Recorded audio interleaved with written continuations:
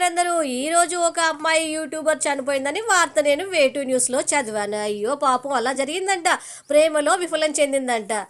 అందరూ అంటున్నారు కామెంట్ రూపంలో, యూట్యూబర్ అయ్యుండి చనిపోతే జనాలకు మీరు నేర్పేదేంటి అంటున్నారు. అంతే కదా మరి, మోసం జరిగితే కేసులు వేయాలి, మనం గెలవాలి. మన వైపు తప్పు లేనప్పుడు ఎవరు చావు దాకా తీసుకోకూడదు. ఎంతో పెయిన్ ఉంటే చచ్చిపోయిందని కొంతమంది అంటున్నారు. అవును, పెయిన్ అందరికీ ఉంటుంది. లైఫ్ అంటేనే పెయిన్. పెయిన్ లేకుండా ఎవరి లైఫ్ ఉంది చెప్పండి?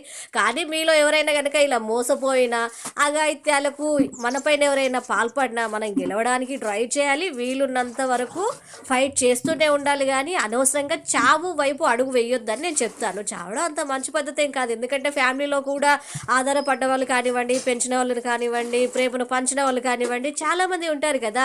చావు వల్ల మోసం చేసిన వాడికి ఏం ప్రాబ్లం లేదు, చనిపోయిన వాళ్ళకి ఏం ప్రాబ్లం లేదు. ఇంతకాలం పోషించిన వాళ్ళు ఉంటారు కదా పాపం, వాళ్ళు బాధపడతారు లైఫ్ లాంగ్. అందుకనే ఫైట్ చేయండి.